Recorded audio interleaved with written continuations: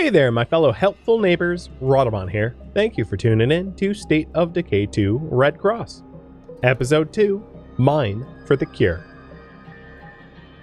This building is a gun shop, and I'm going to poke my way in. I know my neighbors are waiting, but I'm going to poke my way in because I need ammo in my stash back home to be able to do some of these special abilities. Oh, perfect. Sounds like there's a lot of zombies roaming around here. So I'm not gonna search loud, I'm gonna search soft. If you hold left shift to fast search, there's a chance for you to make like a lot of noise.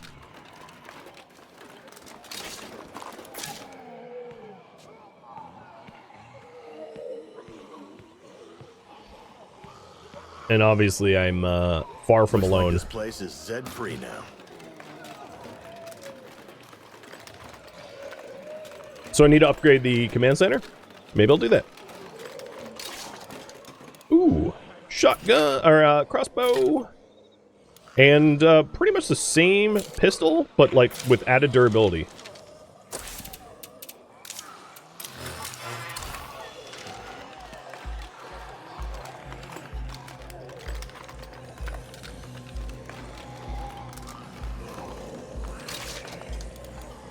Wow, I keep getting more 22 rounds.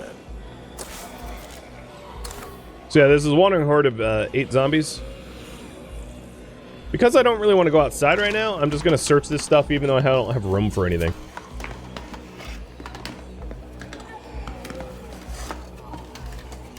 Because I don't want them to spot... Ooh, a rifle ammo press. Hello. Too bad it wasn't pistol ammo press. I prefer pistol early on because it's not as loud. But the crossbow is amazing to find. More road flares.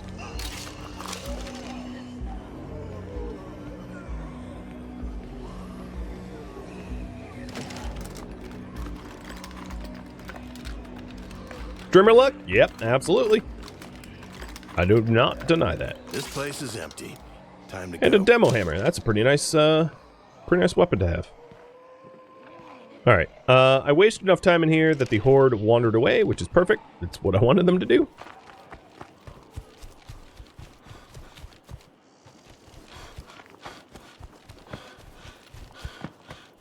I haven't forgotten about our dear neighbors that have asked for help. I'm just trying to do all the setup to be able to help them. I'm gonna keep the handgun on me. So the crossbows are silent. With really good suppressors, handguns can be pretty quiet, but never silent. And then you can also have a chance to get crossbow bolts back after fired. They don't, unlike bullets, where you fire them and they don't, you know, you can't recover. So crossbows are really economical stealth weapons. Heavy damn load. It's fun to say streamer luck because, yes, I got lucky here, but also, I had NPC ran off into the wild and, like, aggro a feral in the first 10 seconds and then had a screamer in my starter home. Never has that happened to me before. Like, literally not in the hundreds of hours I have in this game has that happened. So it's one of those situations where, like, yeah, I got lucky, but I also got a lot of unluck, too. I just managed it. So now we have, we got everything handed off. I'm going to put the rucks away.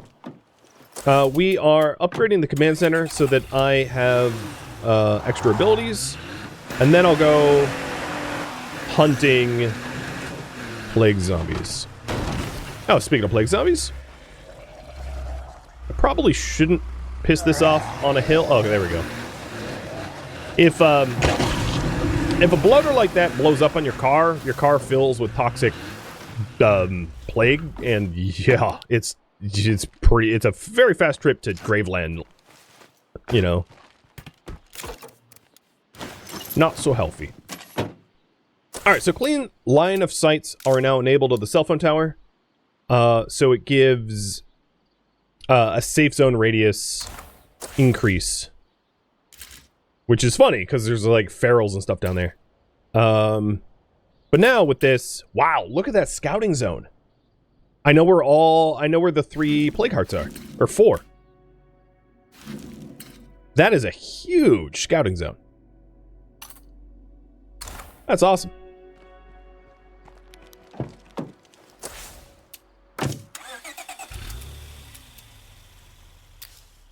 So here's the Outpost defenses. Yeah, this is what I was looking for. Plague Disruptor. Suppresses dormant plague hearts awareness for a time. I need 180 parts to be able to do that. So, there's 2 ways to get parts. I can scavenge for it, or I can build a workshop and then, like, break things down with parts. So, now that I know the cost, should I get the parts for Plague Heart Disruption or Stealth Kill Zombies?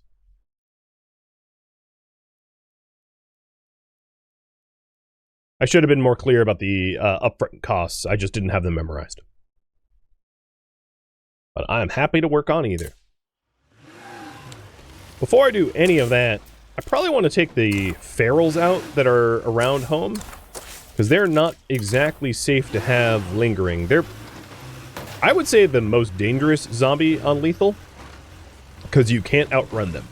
Everything else you can just, like, run away from, but not the ferals. Ferals are faster than you. And they're hard to kill.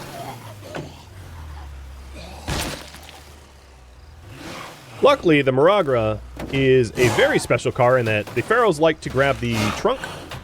Shit, we needed that. Yo, don't break my door. They like to grab the trunk, and you can kill them very easily with it. Alright, and the other feral was down here.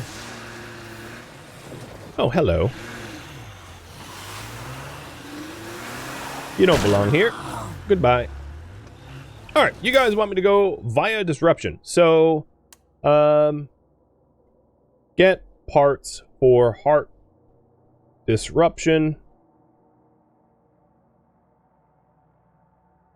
for samples. One of the other things that I could do, it's honestly awfully suicidal, but I wouldn't be opposed to it, is to try to destroy a heart with our disruption. I do have a Molotov, I do have a heavy weapon. It would be a really reckless idea, but like, I'm not against it per se.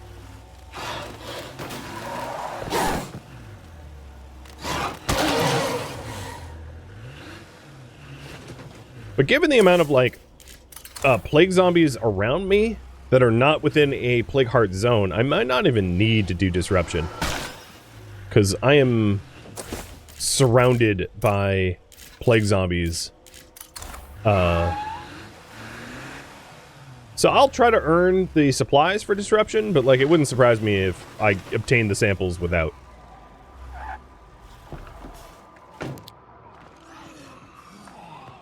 Alright, come on, foes.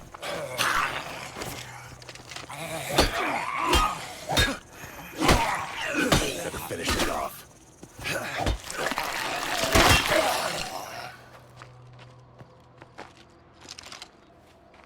Oh, they're far enough away. Probably not going to bother me. Unless I make noise. Great, loud enough to raise the dead. Circuitry is... Oh, there's a lot of zombies coming. Circuitry is very nice to have early on, because a lot of the upgrades require circuitry, and it's like not a common thing to find.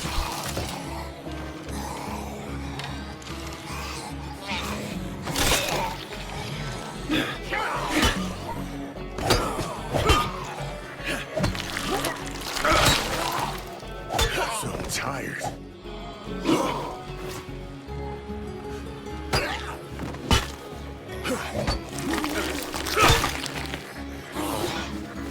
That won't work. No, it won't.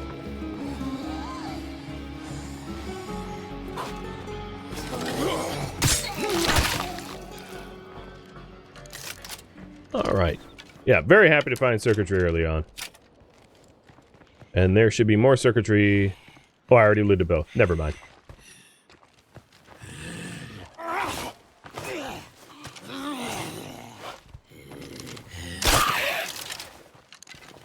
I've been also getting really lucky on getting bolts back after firing.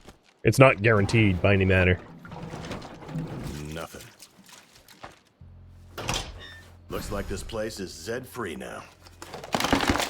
Should probably keep it down next time. So in order to earn what I need for disruption, I think the best course of action is to go build a workshop so that I can break things down for parts, because it's going to be very hard to obtain the parts otherwise. So I'm trying to scrounge for building materials so I can get a workshop up and running.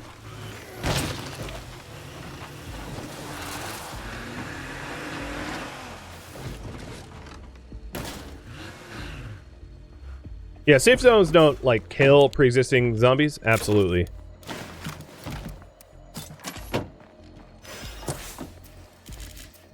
At least they won't continue spawning in here. So, building materials. Let's see. Storage shelter. That'll work. Another good place to go to really early on, and I was just fortunate to have found a crossbow, is the farmhouses, because the farmhouses have a pretty high likelihood of getting crossbows. So if I was hard-pressed for a crossbow, I would probably head over to the corral, which is a point of interest nearby. A farm-themed one.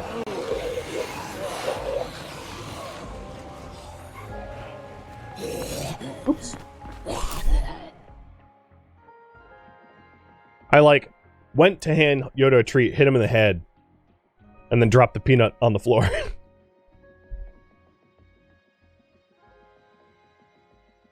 I found it. There you go.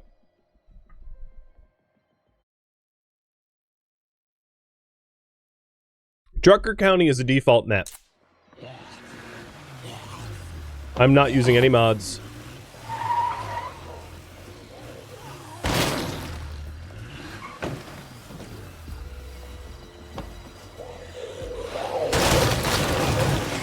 Line up.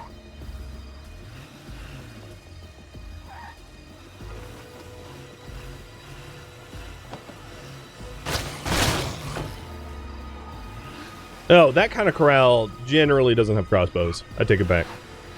That's not really like a farmhouse building.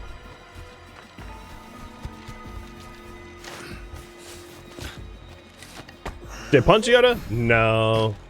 I brushed his head, but it made me drop the peanut. He's unharmed. This should be useful. Hand drill.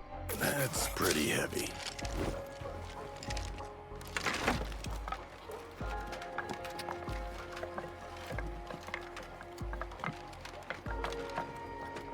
Better than nothing. And more parts.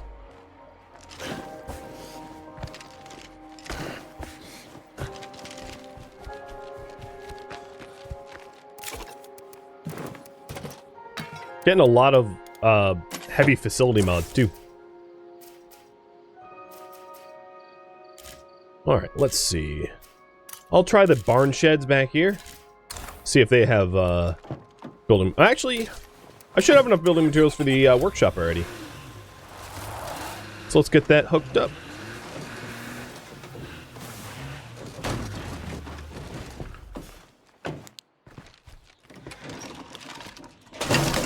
That'll teach me to move too fast. Ooh, parts. Another feature of the latest update is your home is, if you have it enabled in the settings, permanently marked in green on your minimap so that you always know home.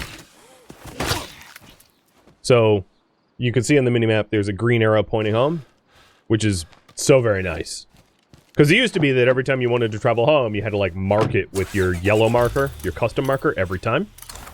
Which like gets old, especially if you're in a rush and you're like getting pressed by zombies. You don't generally have the time to do that. So now it's just marked by default.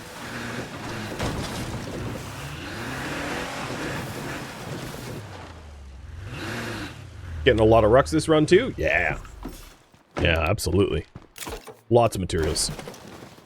And a splitting maul is a heavy weapon that can be used to destroy hearts too. So now with all these materials, let's build a workshop. The command center is almost all upgraded. That's great. And I'll keep poking around for materials and parts as much as I can. There's also, of course, the rucksack of materials that the neighbors had, too. I just wanted to wait until my reputation with them is a little bit more improved, because it changes trade price, if I'm not mistaken.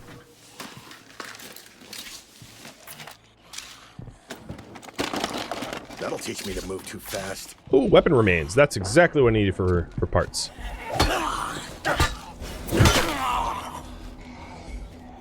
So weapon parts, you can break down in a workshop for regular parts. It's its only purpose, really. And that's going to allow me to fuel a disruption.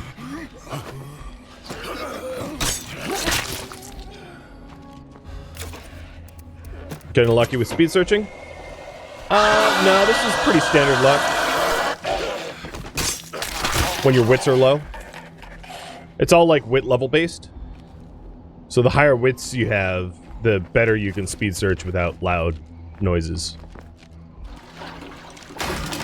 Great, loud enough to raise the dead. But I don't really care. You know, drawing people to me, not a big deal.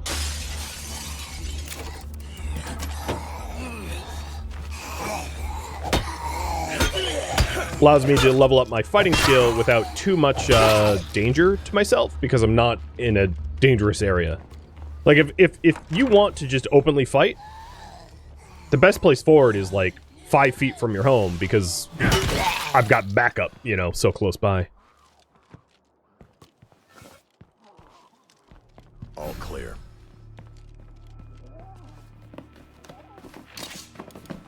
Cowboy hat. So there's cosmetics. I'm not gonna be designing my characters like they look how they look. But if you wanted to, you can dress them up however you want. Tequila! Cowboy hat, tequila, and cotton swabs. Very, very interesting loot to be found in that little home. No building materials, though. So we'll try the ready old shed, which is over yonder.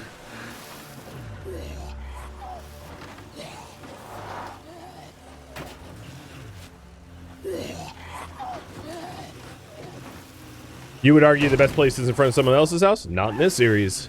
We're benevolent, sir. We're the good guys. We don't do that kind of thing.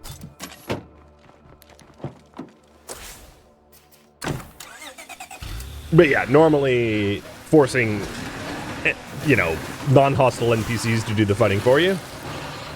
Unless, of course, you want the experience. Here comes another feral.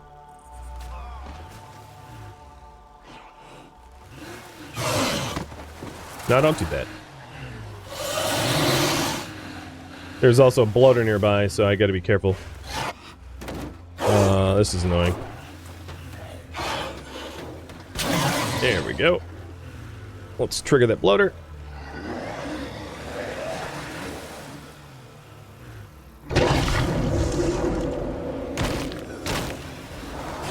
A few of the zombies...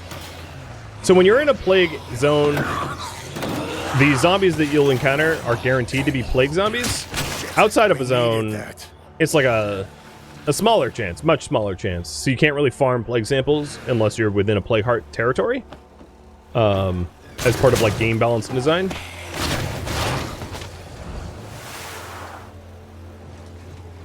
So it's possible to... Oh, you know, I might need to repair the car. I'm like missing 3 out of 4 doors.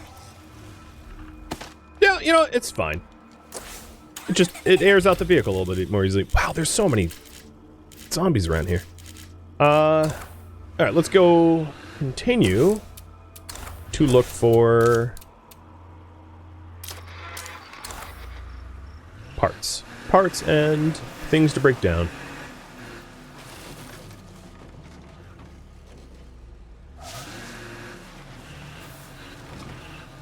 There's a screamer here.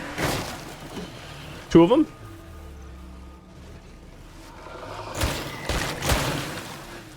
Got him. Car Kung Fu. That'll teach me to move too fast.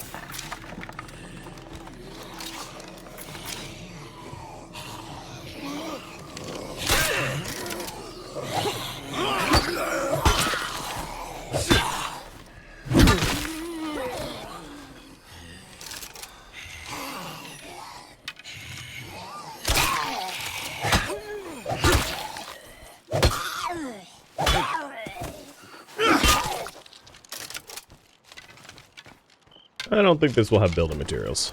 Probably ammo. Light bolts. Unfortunately, I can't fire light bolts on my current crossbow. But it's nice to have for later, I guess.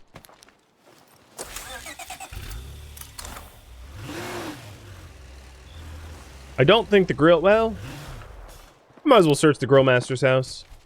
Oh, fuel. Another project finished. Great job, folks. So with the workshop built, I can salvage weapon remains that I picked up for 50 parts.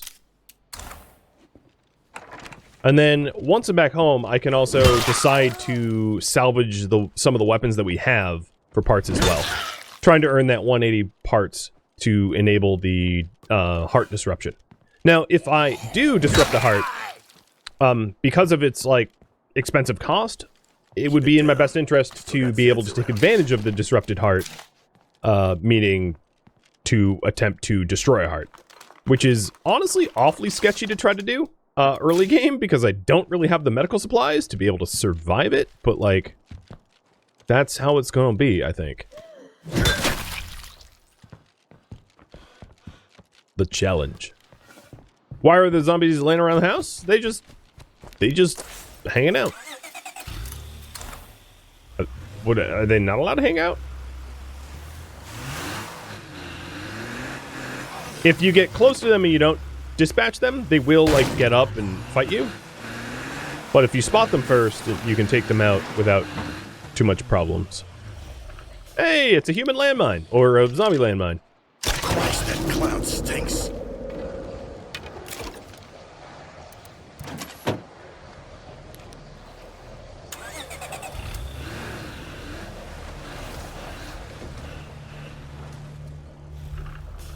You have a feeling that forcing the heart fight will cause me to lose someone? It's entirely possible. Plausible, even. But I think wasting... Well, I could have you guys pulled on it, I guess. But, like, wasting a disruption period and not taking a heart out seems to be a waste. So, to explain a little bit more in detail, when you take a heart out... So, like, let's say I take the heart that's here out... Any heart that's with it, or this is a better example. These two hearts are close enough to one another that if I destroyed one of them, the other would wake. And if I fight them, if I fight either of them, you know, the other will wake. They're basically chained together. Now, by disrupting them, I stop them from essentially communicating, so I can destroy one without pissing off the other. So the cell phone tower disruptions are most powerfully used to prevent hearts from chaining together, causing a cascading domino effect. That's, I think, where it's most powerful. So that's why I'm saying, like, you know, if I'm disrupting the heart, it might be in my best interest to take advantage of the cost and destroy a heart that's, you know, adjacent to another one. But I don't need to. It's just a opportunity to do it, potentially. Come on, come on. Run, run, run. And blow up.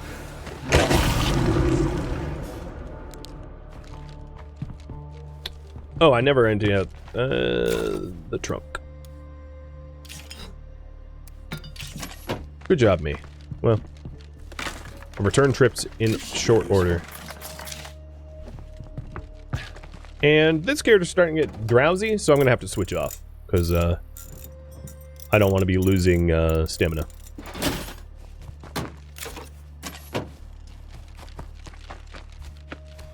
Yeah, it lasts for a good while. It lasts for, what, like 90 minutes? Something like that?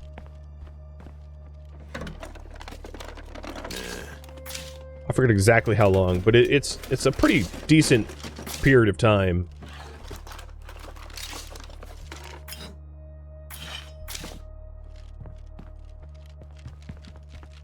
This Growmaster's house was full of loot. I'm also running around with the guy with a small backpack. 6-slot backpack is as small as it gets.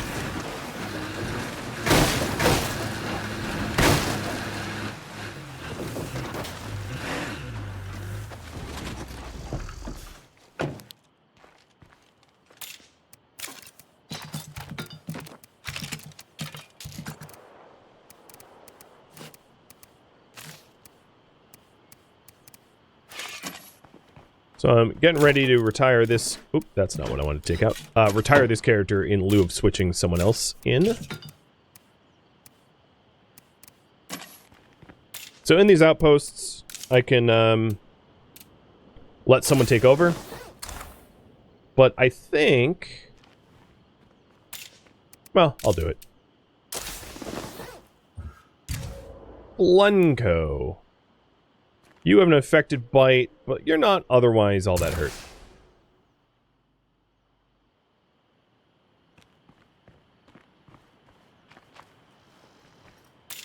Yeah, he barely has injuries.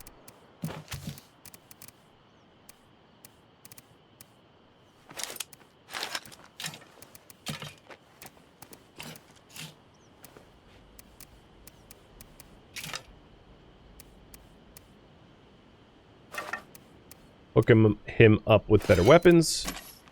And ready to go.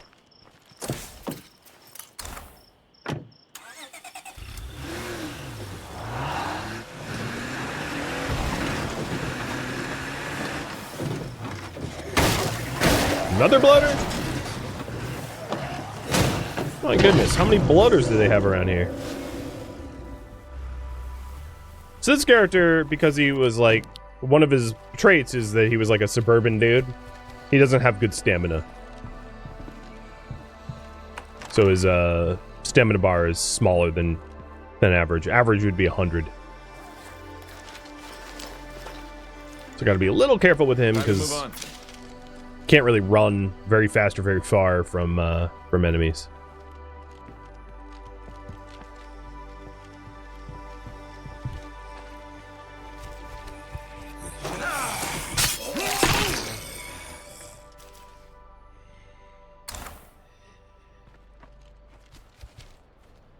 Trying to think of... I might need to be a bit choosier about the points of interest that I loot. Or... parts.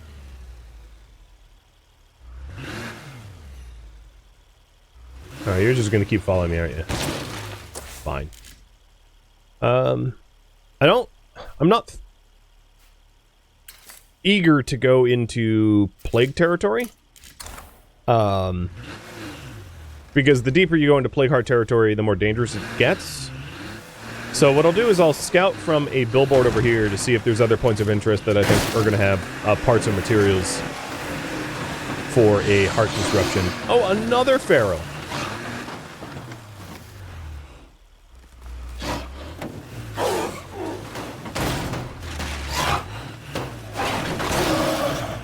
And he ripped off a door.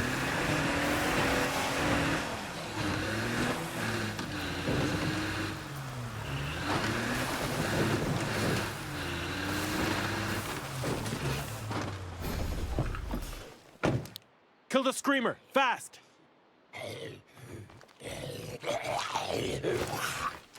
What are you shouting orders for yourself? I don't even see a... Oh yeah, there is a screamer here. Oh, there's a juggernaut here? That'd be a really easy way to get plague samples. I'll be honest.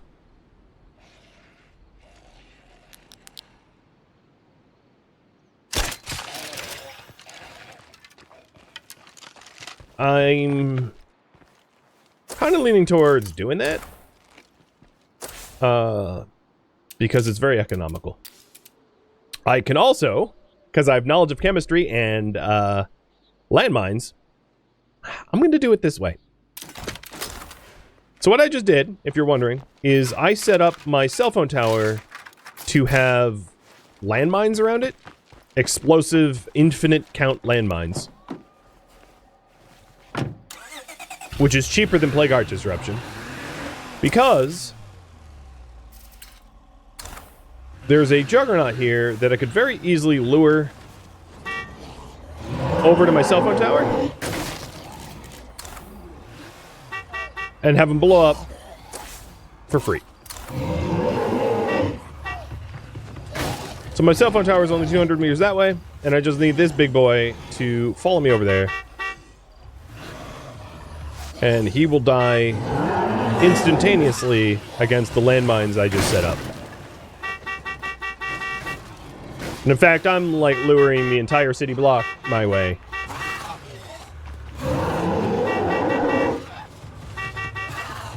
Because might as well kill as many as I can. So I want everybody following me.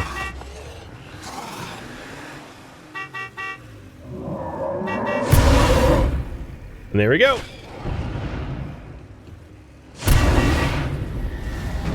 He's dead. This was obviously a very easy way to get plague samples. Done and done. We're done. I don't need to do disruption. Sorry, guys. There was a opportunity for an audible, and I took it. Because it's the smart play. So, for the duration of the landmines, which is going to last for an hour and a half, any zombie within the sphere of influence of this cell phone tower, the sphere of influence of its, like, defensive zone, will immediately just get annihilated. They will just die.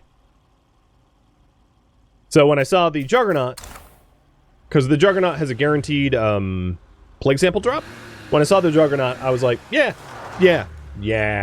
Let's just do it the easy way.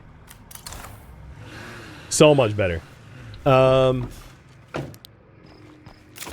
Alright, let's fuel this bad boy up and then bring the plague samples over.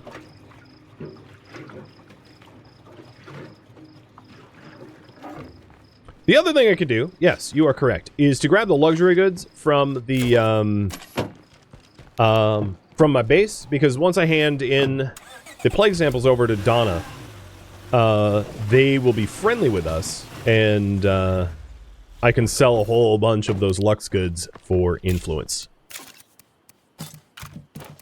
So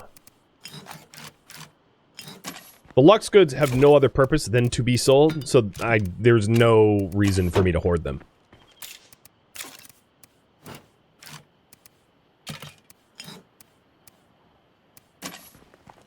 I even put my crossbow bolts away for more inventory space.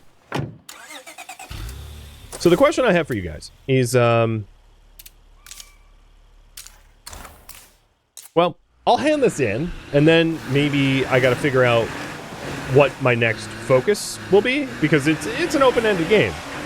I could add outposts, I could improve the base, I could try to add numbers to our roster.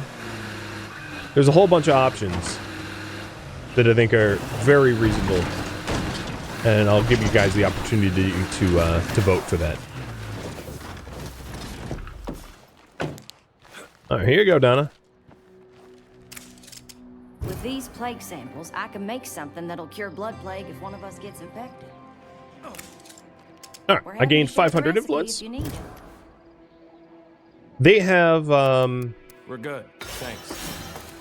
You be careful out there. 49 influence left to trade. This was quite the influence How are you? exchange here. Trade? Okay. And I also bought their building materials. It's me, with a breaking news report. I took inventory, and it looks like we could use more construction materials. Done and done. Hey there. Make yourself at home. All right, what to work on next? I could improve the base, find new members, add outposts, or scavenge the local area, or viewer suggestions. If you guys come up with something else, you could vote on that. So there you go. So in terms of improving the base, Looks like company. I have room for another facility. Excuse you. Get her off of my car. Thank you. My wheels. So in terms of the base, I could probably add something like a latrine for morale, or a watchtower for an armed guard, or something like that. Probably I would go with the latrine. That's a pretty reasonable choice. Or even a garden, but they're pretty low yield. I could upgrade my storage center. I could upgrade the workshop, or try to save up to upgrade the infirmary. You know, there's things to do for sure. I already have an infirmary level 2, which means I have a plague treatment bed. So if someone becomes plagued, laying in that bed will cure their plague, which is probably the most important thing to get early on. Finding new members, I could radio to try to locate other survivors who wants to join. I could add outposts. And if you guys vote on that, because it looks like you will, I'll talk a little bit about, like, outpost theory. I could scavenge the local area for more supplies, because that never hurts, or something of your choosing. But seeing that adding outposts seems to be the leading choice, I'll talk a little bit about outpost theory.